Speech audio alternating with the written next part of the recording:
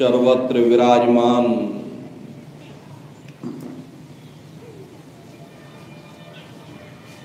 शब्द स्वरूप परम पूज्य स्वामी जी महाराज के श्री चरणों में कोटि कोटि नमन प्रणाम करते हुए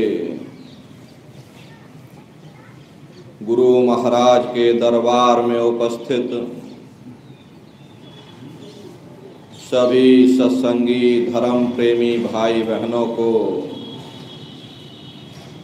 सादर जय गुरुदेव। प्रेमी भाई बहनों, आज हमारे गुरु महाराज का ये पावन पुनीत भंडारे का कार्यक्रम है।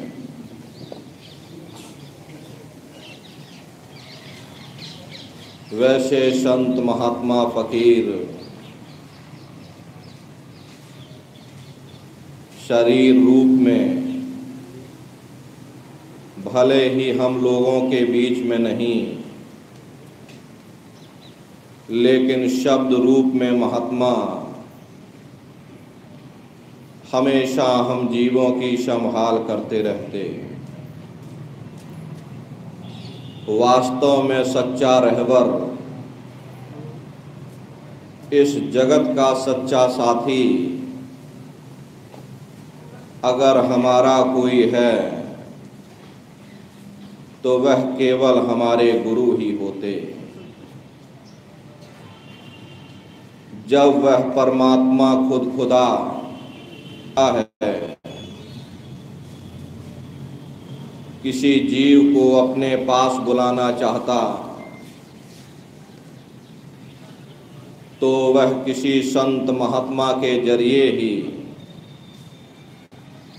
अपने भेद को जाहिर करता। यही दीन इस्लाम कहता है,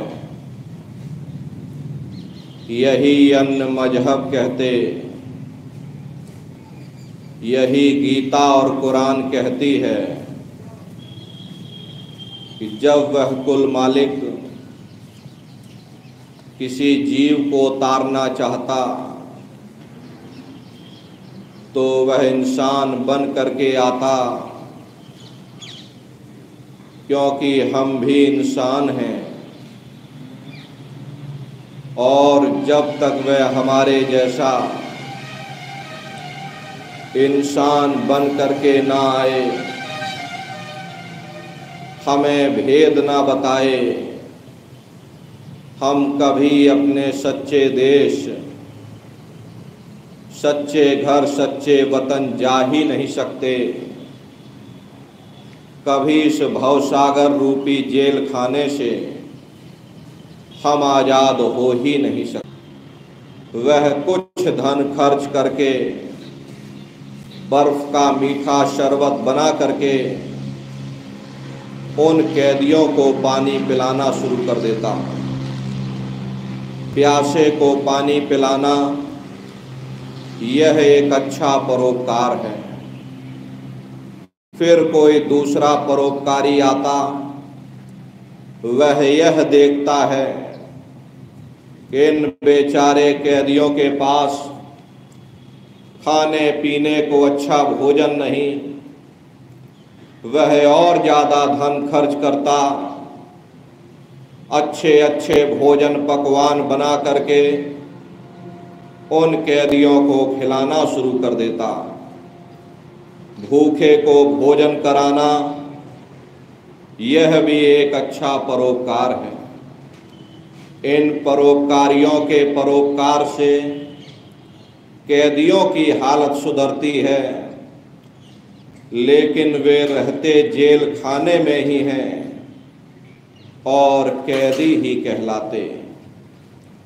फिर कोई तीसरा परोपकारी आता, उसके पास जेल खाने की चाबी रहती, जेल खाने की कुंजी रहती और वह चाबी लगा करके उन कैदियों को ही आज़ाद कर देता।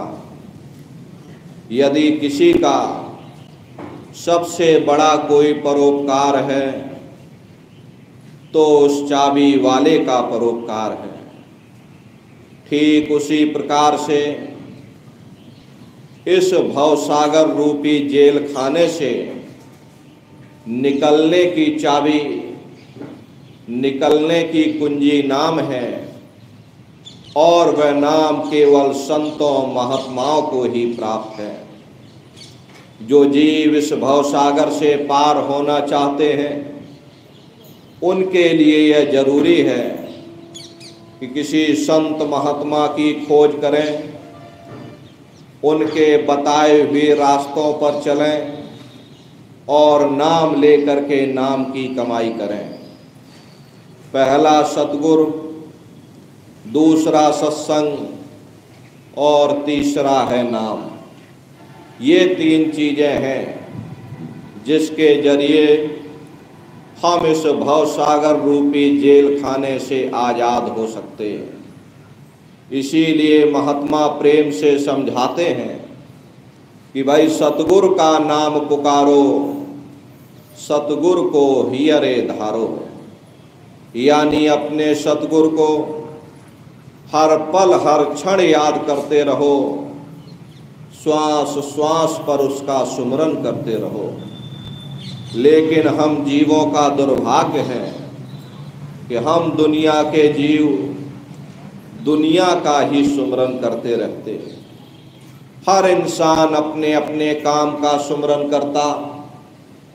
किसान खेती बाड़ी का सुमरन करता है कि उसे किस खेत की जुताई करनी है, किस खेत की बुआई करनी है, किस में हल चलाना है, किस में पानी लगाना है। दुकानदार अपने काम का सुमरन करता है कि कौन सा सौदा खत्म हो गया, कौन सा सौदा बाजार से लाना है, कितना घाटा और कितना मुनाफा हुआ। इसी तरह वकील और जज अपने अपने काम का सुमरन करते हैं। यानी सभी लोग अपने अपने काम का सुमरन करते हैं। फिर जिसका हम सुमरन करेंगे उन्हीं की शक्लें हमारी आँखों के सामने आकर के खड़ी हो जाती हैं। यदि हम बेटा बेटी को याद करेंगे, बेटा बेटी का सुमरन करेंगे, तो बेटा बेटी की शक्लें सामने आकर खड़ी हो जाएंगी। यदि हम घर के कारोबार का सुमरन करेंगे तो घर के कारोबार की शक्लें आकर के खड़ी हो जाएंगी। यदि हम दुकान दफ्तर जमीन जायदाद का सुमरन करेंगे तो उन्हीं की शक्लें हमारी आँखों के सामने आकर के खड़ी हो जाएंगी। जिसका हम सुमरन करते हैं उसी का हम ध्यान भी करते हैं। फिर जिसका सुमरन और ध्यान करते हैं उन्हीं के साथ हमारा मोह और प्यार पैदा हो जाता। प्रेमी भाई बहनों, जब हम इस नाशवान जगत में नाशवान जड़ पदार्थों का सुमरन और ध्यान करेंगे, फल स्वरूप हम नाशवान जगत में ही फंसे रहेंगे। पानी मथे हाथ नहीं आया, पानी को मथने से मक्खन कभी हाथ में नहीं आता। ठीक उसी प्रकार से नाशवान जगत में नाशवान चीज़ों का सुमरन करने से फल स्वरूप हम नाशवान जगत में ही फंसे रहेंगे। हमें उस चीज़ का सुमरन करना चाहिए, उस चीज़ का हमको ध्यान करना चाहिए जिसे कभी नाश नहीं होना है, जिसे कभी फना नहीं होना। वह कौन सी चीज़ है? वह केवल नाम है। जैसे पानी की मारी हुई खेती पानी से ही हरी होती है, या जिस तरह से लोहे को लोहा काटता, ठीक उसी प्रकार से दुनिया के सुमरन को नाम का सुमरन काटता है। नाम यहाँ पर दो प्रकार के होते हैं। एक वर्णात्मक नाम होता, दूसरा ध्वनात्मक नाम होता। वर्णात्मक नाम वो है जो लिखने पढ़ने और बोलने में आता, जैसे राम श्याम सीता राम, हरे रामा हरे कृष्णा, ये सभी के सभी वर्णात्मक नाम हैं। लेकिन संत महात्मा उस ध्वनात्मक नाम की महिमा गाते हैं जिसे न लिखने में वो आता और ना ही बोलने में आता। जब आप उस नाम की कमाई करोगे तो सबसे पहले आपके हाथ और पैर सुन्न हो जाएंगे, यहाँ तक कि आपका पूरा शरीर ही सुन्न हो जाएगा। आप खुद महसूस करोगे ये शरीर हमारा नहीं है, बल्कि ये पराया मुर्दा है। आप शरीर नहीं हो, ना ही सतगुरु शरीर है। ये स्थूल शरीर तो नाशवान है, इसकी हद आँखों के नीचे नीचे तक सीमित है। जब आप नाम की कमाई के द्वारा आँखों के ऊपर आ जाओगे, ये स्थूल शरीर आपका यहीं छूट जाएगा। फिर आपको बड़ा ही सुंदर सूक्ष्म शरीर प्राप्त होगा, जिसको पा करके ये जीवात्मा कहीं भी आ जा सकती है। यदि आपको यहाँ से अमेरिका जाना है तो स्थूल शरीर में आपको समय लगेगा, लेकिन सूक्ष्म शरीर में आप पलक झपकते ही अमेरिका ही क्या पूरा संसार घूम करके आ सकते हैं। इसीलिए महात्मा कहते हैं कि भाई तन मन धन गुरु को सौंपिए। अगर तुम रूहानी मंडलों की सैर करना चाहते हो तो अपना सर्वस्व गुरु के चरणों में न्योछावर कर दो, फिर गुरु तुम्हारी संभाल करेंगे। हर पल हर क्षण गुरु तुम्हारे साथ रहेंगे। गुरु नाम रूपी जहाज पर बैठा करके तुम्हें ब्रह्मांडों की सैर कराएंगे। इसीलिए महात्मा हम जीवों को बड़े ही प्रेम और प्यार के साथ समझाते रहते हैं कि भाई सतगुरु पर करो भरोसा, फिर करो न कुछ अफसोसा। बगैर भरोसे और विश्वास के एक कदम चलना भी मुश्किल पड़ जाता है। देखो, जब हम रेलवे स्टेशन पर जा करके और टिकट खरीद करके रेलगाड़ी में बैठ जाते तो हमें पूरा भरोसा और विश्वास हो जाता कि हम अपने स्थान तक जरूर पहुंच जाएंगे, भले ही रेलगाड़ी लेट हो जाए। लेकिन अंदर से हमको पूरा यकीन होता है कि देर सवेर हम अपने स्थान तक जरूर पहुंच जाएंगे। ठीक उसी प्रकार से जब सतगुरु ने हमें नाम दे दिया, धोरधाम जाने की टिकट दे दी, तो एक ना एक दिन हम अपने घर सच्चे देश सच्चे वतन जरूर पहुंचेंगे। नाम रूपी जीव कभी नरकों में नहीं जाता, ना ही महात्मा ऐसे जीवों को कभी छोड़ते हैं। वैसे महात्मा अपने जीवों की हर पल हर क्षण संभाल करते रहते हैं। लेकिन हम लोगों को पूरा भरोसा तब आता जब हम अपने अंदर जा करके अपने सतगुरु के नूरी स्वरूप का दर्शन कर लेते हैं। उससे पहले हमसे कोई कह दे नहीं महात्मा जी ठीक नहीं, तो हमारा भरोसा टूट जाएगा। फिर कोई कह दे नहीं महात्मा जी बिल्कुल सच्चे और पक्के हैं, तो भरोसा फिर कायम हो जाएगा। लेकिन जब आप अपने अंदर जा करके ध्यान और भजन करके और अपने सतगुरु के नूरी स्वरूप का अंतर में दर्शन कर लोगे, फिर चाहे सारी दुनिया एक हो करके सतगुरु को बुरा भला कहे, आपका भरोसा नहीं टूटेगा, आपका विश्वास नहीं टूटेगा। इसीलिए महात्मा प्रेम से समझाते हैं कि शिष्य तुम्हारा धर्म है, तुम सतगुरु की मौज में रहना सीखो, उनकी रजा में रहना सीखो, उनके हुक्म पर चलना सीखो, फिर चाहे कैसा भी हुक्म हो। अगर सतगुरु कोई हुक्म देता है उसके लिए वह जिम्मेदार होगा। संत महात्मा फकीर कभी किसी को नाजायज हुक्म नहीं दिया करते। देखिए गुरु नानक देव जी महाराज ने मुर्दा खाने का हुक्म दिया। एक गुरु अंगद देव जी निकले, जिन्होंने ये कहा कि हुजूर मैं सिर की तरफ से खाऊं या पैर की तरफ से खाऊं। हालांकि वो हलवा था, उन्हें तो परीक्षा लेनी थी। लेकिन देखो प्रेमी भाई बहन, परीक्षा के समय में एक ही चेला निकला, बाकी सब चेले चपाटे भाग गए। कहने का मतलब ये है कि मुर्शिद का जो भी हुक्म होता है, तालिब के लिए वही हदीस होता, वही वेद और वही कुरान होता। महात्मा प्रेम से हम जीवों को समझाते हैं, वे तू कर उन चरणन होशे और सतगुरु से मत कर रोशे। कि शिष्य तुम्हारा धर्म है, तुम सतगुरु की मौज में रहना सीखो, उनकी रजा में रहना सीखो, उनके हुक्म पर चलना सीखो, उनसे कभी रूठो मत। लेकिन कई दफ़े देखा गया कि हम छोटी छोटी बातों को लेकर के सतगुरु से ही रूठ करके बैठ जाते हैं। अगर मुकदमा नहीं जीते तो कह दिया जी गुरु जी दया नहीं कर रहे, चलो कोई दूसरा गुरु करेंगे। बेटा बेटी नहीं हुए, कह दिया जी गुरु जी दया कृपा नहीं कर रहे।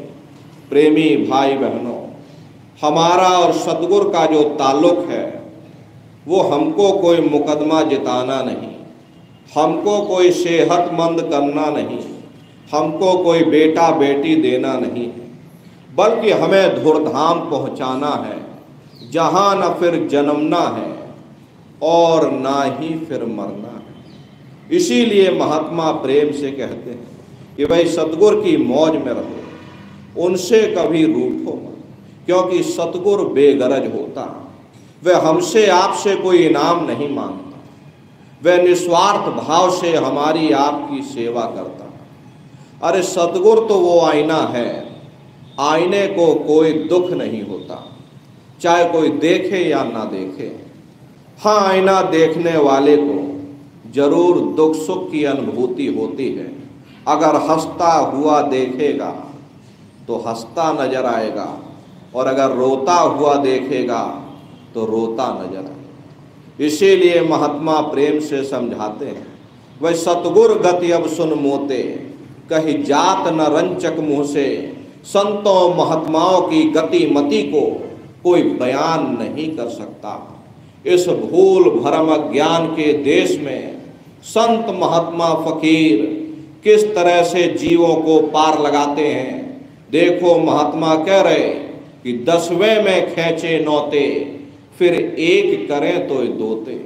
महात्मा हमारे फैले हुए ख्याल को 9 द्वारों से समेट करके यहाँ 10वें द्वार पर एकाग्र करते हैं। अब ये 9 द्वार कौन कौन से हैं? देखो प्रेमी भाई बहनों, 2 आँख 2 कान 2 नाक के सुराख, 1 मुंह और 2 मलमूत्र का रास्ता, ये शरीर के 9 दरवाजे हैं। सबसे पहले गुदा चक्र आता है। गुदा चक्र में गणेश जी वास करते हैं।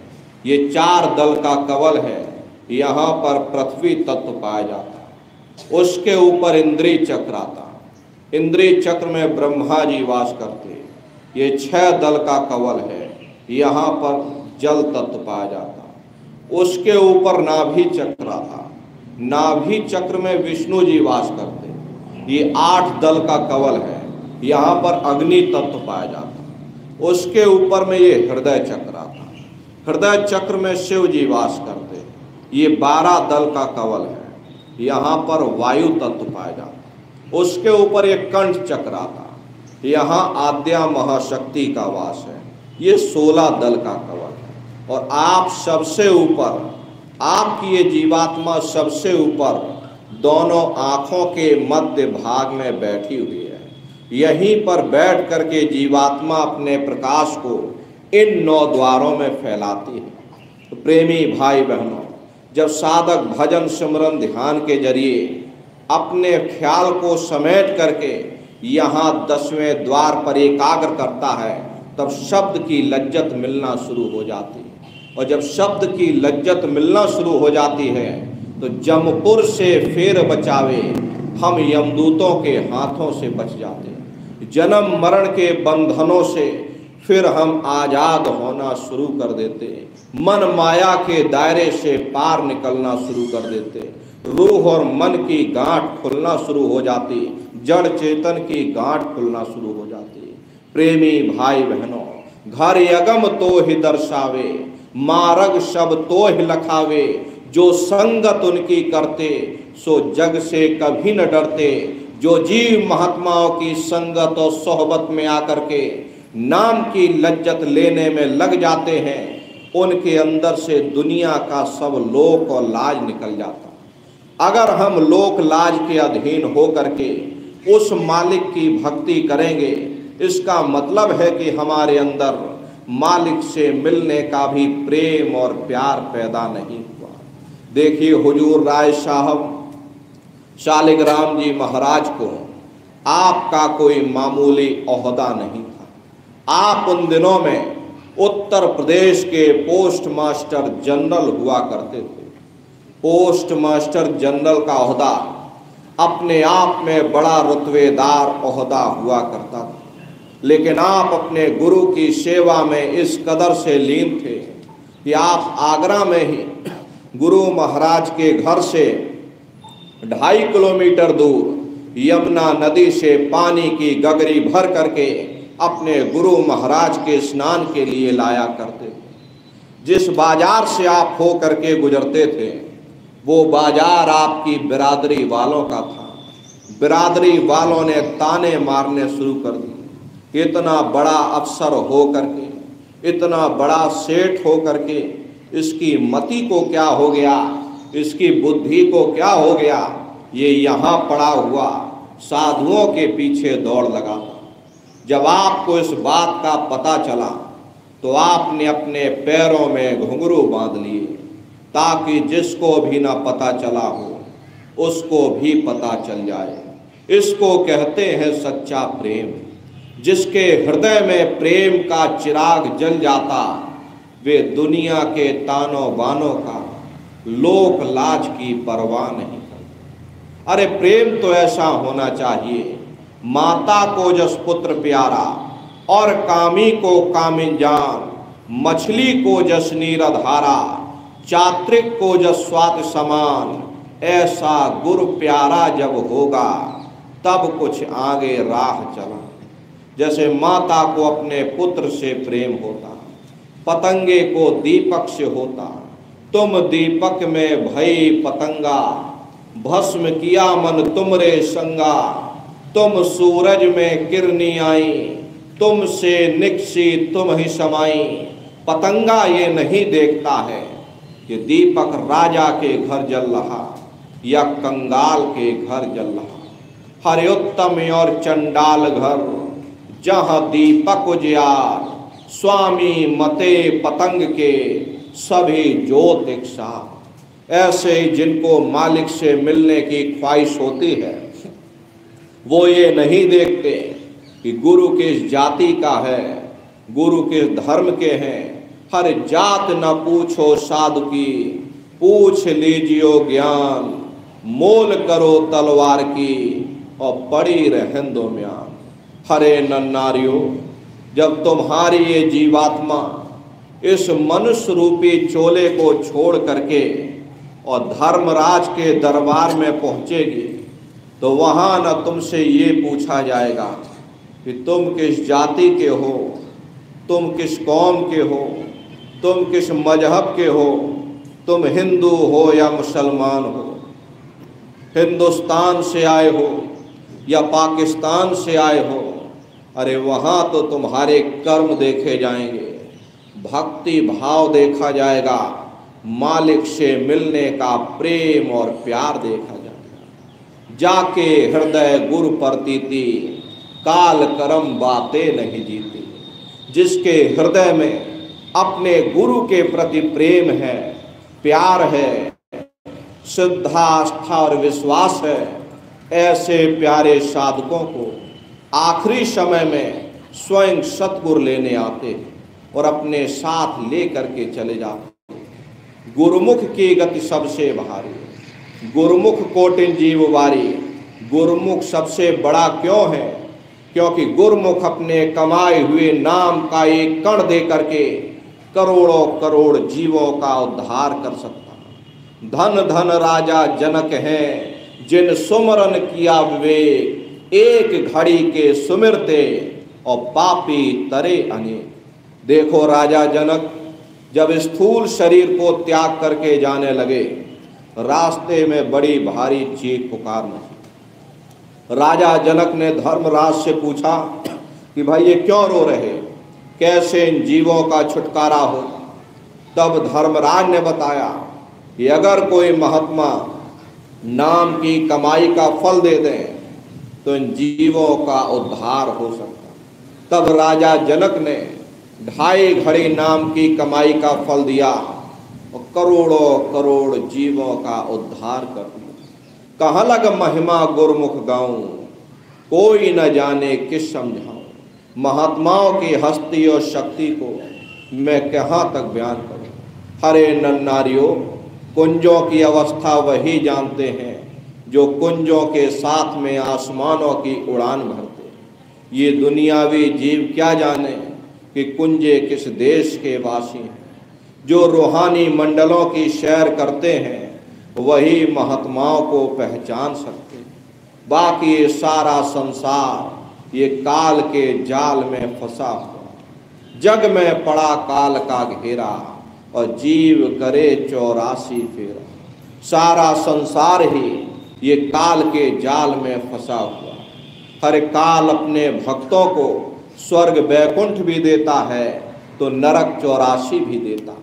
तपो राजा राजो नरका, बुरे कर्म किए बुरा नतीजा, अच्छे कर्म किए अच्छा नतीजा। अगर बुरे कर्म करते हो नरकों 84 में चले जाओगे, और यदि अच्छे कर्म करते हो तो राजा महाराजा बन जाओगे। कौमों मजहबों मुल्कों की हुकूमत हासिल कर लोगे। लोहे की जंजीरें उतर जाएंगी, सोने की बेड़ियां पड़ जाएंगी, हाथ से झाड़ू निकल जाएगी, हुकूमत की बागडोर मिल जाएगी, ज़्यादा से ज़्यादा स्वर्ग बैकुंठ में चले जाएंगे। वो भी भोग योनियां हैं, एक निश्चित समय के लिए मिलती हैं। पुण्य कर्म समाप्त होने के बाद में फिर मृत्युलोक में भेज दिया जाएगा।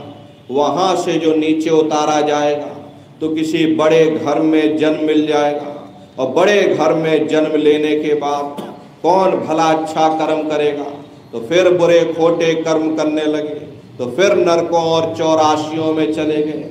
ऐसे ही आवागमन चलता रहता, लेकिन कभी मुक्ति नहीं मिलता। जो 84 छूटन चावे तो गुरुमुख सेवा चितलावे। अगर तुम 84 लाख योनियों से आजाद होना चाहते तो महात्माओं की शरण में आ जाओ। और काम शब्द दे ही बढ़ाई, शब्द गुरु की करो कमाई। कि सभी कामों को छोड़ करके केवल एक काम करो, किसी शब्द भेदी महात्माओं की खोज करके और शब्द की नाम की कमाई करो। शब्द भेदी महात्मा ऐसा होना चाहिए जो शब्द के भेद को जानते। गुरु नानक साहब ने लिखा है कि गुरु सोए जो शब्द स्नेही, शब्द बिना दूसर नहीं सेही। शब्द कमावे सो गुरु पूरा, उन चरणन की हो जा धूरा। और पहचान करो मत कोई, लक्ष्य अलक्ष्य न देखो सोई। शब्द भेद लेकर तुम उनसे और शब्द कमाओ तुम तन मन से। यानी शब्द स्वरूपी शब्द अभ्यासी महात्माओं की खोज करो जो शब्द या नाम के भेद को जानते हो। ऐसे महात्माओं की खोज करो, ऐसे महात्माओं की संगत और सोहबत करो, क्योंकि हमारा ये जो मन है ये संगत और सोहबत का बहुत जल्द असर लेता। यदि हम शराबियों के पास बैठेंगे तो शराब पीने की आदत पड़ जाएगी। जुआरियों के पास बैठोगे जुआ खेलने की आदत पड़ जाएगी। कबीर साहब ने फरमाया है कि कबीर संगत साध की, जौ की भूसी खाए, खीर खान भोजन मिले, शाकत संग न जाए। अगर मालिक के प्यारे भक्तों की संगत और सोहबत में जाकर के प्रेमी भाई बहनों, वो सूखी रोटी सूखे टुकड़े खाने से प्रेमी भाई बहनों महात्माओं की संगत और सोहबत के बगैर कोई भी जीव इस भवसागर से पार नहीं हो सकता। अगर हम लोग ये सोचें कि हम महात्माओं की संगत और सोहबत में नहीं जाएंगे, उनके वचनों पर नहीं चलेंगे, तो हम कभी इस भवसागर से आज़ाद नहीं हो सकते। इसलिए हमें गुरुमुखों की संगत करनी चाहिए। मनमुखों की संगत को छोड़ करके गुरुमुखों की संगत और सोहबत में जाना चाहिए। गुरुमुखों की संगत और सोहबत में जाएंगे, वे हमें समझाएंगे कि किस तरह से जीवात्मा को शब्द के साथ जोड़ना है, किस तरह से सुरत शब्द नाम की कमाई करनी है, और किस तरह से इस भवसागर रूपी जेल खाने से हम लोगों को आज़ाद हैं। इसीलिए महात्मा प्रेम से समझाते हैं कि भाई अगर तुम भवसागर से पार होना चाहते तो सतगुरु की संगत करो, उनकी सोहबत करो, उनके बताए हुए रास्ते पर चल करके नाम की कमाई करो। प्रेमी भाई बहनों, हम आप परम सौभाग्यशाली हैं। ऐसे समर्थ महापुरुष हमको मिले, ऐसे अनामी महाप्रभु हमको आपको मिले, जिन्होंने नाम की अमोलक दौलत बख्शीश की। हम लोग गुरु महाराज के पास नहीं गए, बल्कि गुरु महाराज ने हम लोगों को अपनी ओर खींचा और नाम की अमोलक दौलत दात दी। गुरु महाराज ने अपना पूरा जीवन करीब करीब 116 वर्ष की आयु तक हम प्रेमी भाई बहनों के लिए समर्पित कर दिया। इसलिए हमारा आपका भी फर्ज और कर्तव्य बनता है कि हम लोग गुरु महाराज के बताए हुए रास्तों पर चलें और नित्य सुरत शब्द नाम की कमाई करें, भजन ध्यान सुमरन करें। यही जीवन की सच्ची दौलत है। यही दौलत हमारे आपके साथ जाएगी। बाकी सब रगड़े और झगड़े ये सब हमारे आपके यहीं पड़े रह जाएंगे। सुई की एक नोक भी हमारे आपके साथ में जाने वाली नहीं। बड़े बड़े राजे महाराजे आए, सारी जिंदगी किला बनाते बनाते गुजार दिया। आज उनके किलों को जाकर देखिएगा, आज खंडहर बने पड़े हुए। विश्व विजेता सिकंदर भी सारी दुनिया पर राज करने का ख्वाब देखता है, वो भी मुट्ठी खोल करके चला गया। कोई क्या साथ लेकर के जाएगा? जो चीज तुम्हारे साथ में जाने वाली है वो केवल सुरत शब्द नाम की कमाई है। यही दौलत अंत समय में तुम्हारे काम आएगी।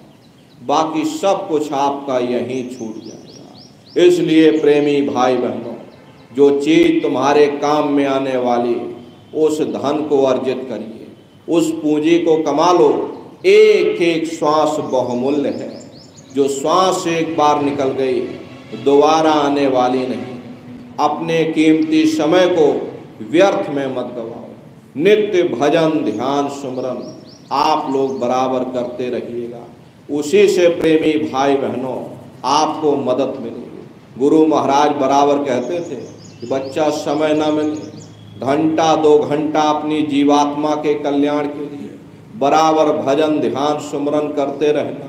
अगर फिर भी तुमको समय नहीं मिलता है तो जैसी अवस्था में हो, आप सुबह मैदान दिशा मैदान के लिए जाते, उस समय आप भजन पर बैठ जाओ, लेकिन भजन जरूर करना। नागा न होने पाए। हरे प्रेमी भाई बहनों, अगर आपने नागा कर दिया तो आप महीनों पीछे छूट जाओगे। एक दिन का नागा 1 महीना पीछे ले जाता है। इसलिए नागा नहीं होना चाहिए। जब भी मौका मिले भजन ध्यान सुमरन बराबर आप लोग करते रहना। यही जीवन की सच्ची पूंजी है। यही जीवन का सच्चा आधार है और यही पूंजी अंत समय में तुम्हारे काम आएगी। तो भजन ध्यान सुमरन आप लोग बराबर करते रहिएगा। और जो आदेश जो संदेश गुरु महाराज दे करके गए, शाकाहारी का प्रचार प्रसार अपने अपने क्षेत्रों में आप लोग बराबर करते रहना। हरे नर नारियों, सतयुग कैसे आएगा? सतयुग कोई भाषण देने से नहीं आएगा। सतयुग आएगा जब हम आप कर्म करेंगे, जब हम आप धर्म का प्रचार प्रसार करेंगे। अरे गुरु महाराज तो अपना काम कर रहे, प्रकृति अपना काम कर रही, लेकिन आपको भी अपना कर्तव्य निभाना चाहिए। गुरु महाराज ने कहा था कि गांव गांव में भजन केंद्र की स्थापना हो। गांव गांव में गुरु महाराज की वचन वाणियाँ गूंजे, गांव गांव में सत्संग होने लग जाए। जब गांव गांव के लोग भजन करने लग जाएंगे तो गांव बदल जाएगा, ये पूरा समाज बदल जाएगा। तो हम लोगों को भी निकल करके धर्म के प्रचार प्रसार में अपने तन से योगदान देना होगा, वरना तन ही आपका जा रहा, ये तन एक दिन मिट्टी में मिल जाएगा। समय रहते अपने तन से कुछ काम कर लो। अरे जाना तो सभी को है, एक ना एक दिन सबको ही जाना है, लेकिन जाते जाते कुछ ऐसा काम कर लो जो ऊपर कहने को हो जाएगा कि नहीं, हमने अपने तन से धर्म का प्रचार प्रसार किया। वरना ऊपर जाकर के आप क्या कहोगे जब आपसे पूछा जाएगा कि आपने को ये मनुष्य शरीर मिला, आपने मानव तन से क्या किया, क्या धर्म का प्रचार प्रसार किया, क्या अपनी जीवात्मा के कल्याण के लिए विचार किया, तो आपके पास इसका कोई जवाब नहीं रहेगा। इसलिए नन्नारियों, भजन ध्यान सुमरन बराबर करते रहना। अरे भजन में मन लगे चाहे ना लगे, हमारा आपका कर्तव्य क्या है कि नित्य घाट पर बैठ करके हाजिरी देते रहना, ये हमारा आपका फर्ज है। मन लगाना न लगाना ये गुरु महाराज की दया के ऊपर निर्भर है। गुरु महाराज दया करेंगे, मन भी आपका लगने लगेगा, लेकिन जो हमारा आपका फर्ज बनता है कि भाई घाट पर बैठ करके हाजिरी देते रहे। अरे समुद्र के किनारे खड़े हो जाओगे, कोई ना कोई लहर आएगी, आपको सराबोर करके भिगो करके चली जाएगी। इसी तरह दया का वो घाट है। दया के घाट पर बैठ करके जब आप हाजिरी देते रहोगे, न जाने कौन सी दया का जार भाटा हम लोगों को सराबोर करके चला जाए। इसलिए भजन ध्यान सुमरन, साथ ही साथ धर्म का प्रचार प्रसार, ये गुरु महाराज की दया से। अरे गुरु महाराज ने पूरा जीवन समर्पित किया, तो हम लोग घंटा 2 घंटा धर्म के प्रचार प्रसार में अपना योगदान नहीं दे सकते। हरे नन्नारियों, अपना योगदान दीजिए, तन से अपना योगदान दो, धर्म के प्रचार प्रसार के लिए निकल पड़ो। गांव गांव में लोगों को शाकाहारी बनाओ, गांव गांव के लोग मानवतावादी बन जाएं, गांव गांव में भजन केंद्र की स्थापना हो, गांव गांव में गुरु महाराज की वचनवाणियां गूंजेंगी। इसका लाभ पुण्य फल आपको भी प्राप्त होगा। अरे जो लोग मांस खाते, मछली खाते, अगर आपकी बातों से वो शाकाहारी हो जाएंगे, कितने जीव बच जाएंगे, उसका फल आपको भी मिलेगा।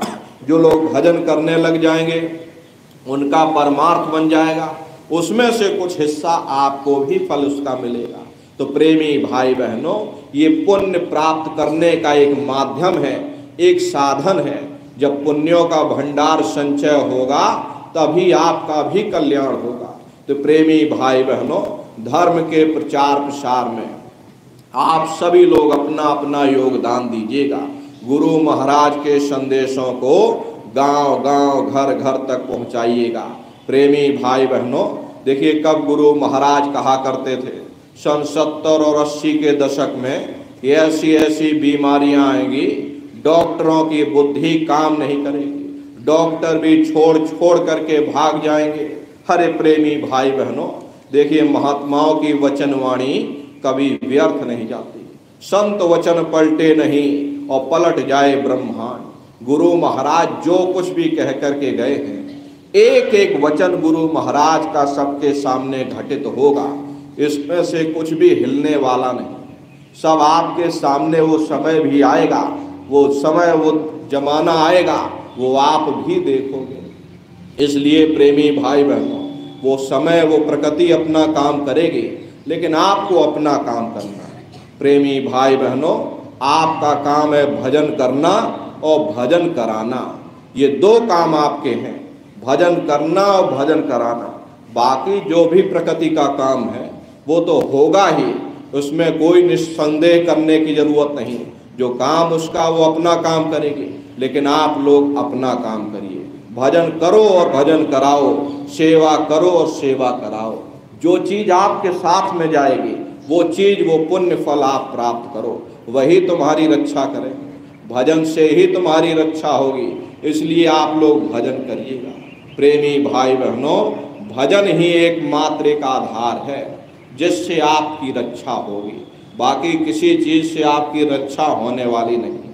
इसलिए भजन करो और धर्म के प्रचार प्रसार में अपना योगदान दो। इन्हीं चीज़ों से आप लोगों की रक्षा होगी और गुरु महाराज आप पर दया कृपा करेंगे। तो प्रेमी भाई बहनों, आज गुरु महाराज का एक पावन पुनीत भंडारे का कार्यक्रम। प्रेमी भाई बहनों, वास्तव में गुरु महाराज शरीर रूप में हमारे आपके बीच में नहीं है, लेकिन शब्द रूप में हर पल हर क्षण हमारे आपके साथ है। आप जरा बैठ करके तो देखो, एक आसन पर 3 घंटा ध्यान लगा करके तो देखो। प्रेमी भाई बहनों, गुरु महाराज का दर्शन होगा, लेकिन समय दीजिए। ऐसे नहीं कि आप उठे, थोड़ी देर किया और फिर चल दिए और फिर आप कहोगे हमारा भजन नहीं बनता। अरे 1 घंटा कम से कम इस शरीर को स्थिर करने में लगता है।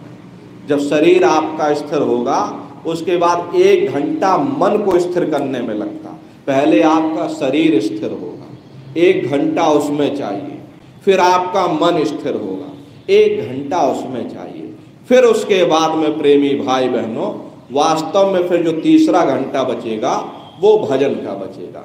इसलिए प्रेमी भाई बहन, धीरे धीरे धीरे धीरे अपने समय को बढ़ाओ, बैठक की आदत डालो। जब आप बैठने की आदत डाल लोगे, शरीर आपका स्थिर होने लगेगा, हिलेगा डुलेगा नहीं, तो फिर ये धीरे धीरे धीरे धीरे, और जैसे पानी हिलता रहेगा तो परछाई आपकी साफ नजर नहीं आएगी, और पानी हिलना बंद हो जाए तो परछाई साफ नजर आ जाएगी। ऐसे पहले शरीर को स्थिर करना सीखो। जब शरीर आपका स्थिर हो जाएगा तो ये मन भी आपका स्थिर हो जाएगा, और जब मन स्थिर होगा तो दिखाई भी देगा और सुनाई भी पड़ेगा। अंतर में सतगुरु के नूरी स्वरूप का, शब्द स्वरूप का दर्शन भी होगा। अरे गुरु महाराज शब्द रूप में हमारे आपके बीच में मौजूद है, हर पल हर क्षण हमारी आपकी संभाल करते रहते हैं। बशर्ते हमको आपको भी गुरु महाराज पर भरोसा और विश्वास होना चाहिए। 2 ही अस्त्र काम करते हैं परमार्थी राह में, एक भरोसा और विश्वास, दूसरा है प्रेम। ये 2 औजार आपके पास होंगे तो प्रेमी भाई बहनों आप लोगों की संभाल निश्चित ही होगी। तो प्रेमी भाई बहनों, भरोसा और विश्वास और प्रेम बनाए रखो, अपने मालिक के चरणों में लौ लगाए रखो, भजन ध्यान सुमरन करते रहो। शब्द रूप में गुरु महाराज हम प्रेमी भाई बहनों के साथ हैं, हम लोगों की बराबर संभाल होती रहेगी।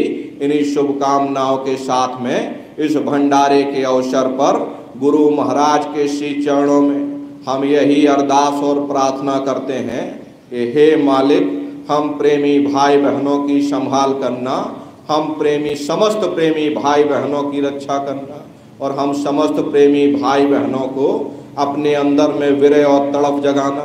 प्रेमी भाई बहनों, जब हम प्रेमियों के अंदर विरह और तड़प जग जाएगी, तभी हम आप भजन और ध्यान सुमरन कर सकेंगे। तो अपने मालिक से यही अरदास करेंगे कि हमारे अंदर विरह और तड़प जगे, दुनिया के मोह से निकल करके हमारा प्रेम मालिक के चरणों में लगे, हम लोग अपने सद्गुरु के नूरी स्वरूप का जल्दी से जल्दी दर्शन करें और जल्दी से जल्दी इस भव सागर रूपी जेल खाने से निकल करके मालिक के चरणों में पहुँचें। यही अरदास है हम प्रेमी भाई बहनों की तरफ से गुरु महाराज के चरणों में। और प्रेमी भाई बहनों, आप सभी प्रेमी भाई बहनों को गुरु महाराज के इस भंडारे के अवसर पर बहुत बहुत साधुवाद। बोलो जय गुरुदेव, जय गुरुदेव, जय गुरुदेव। नाम किसका? प्रभु का पावन नाम, मालिक का प्यारा नाम।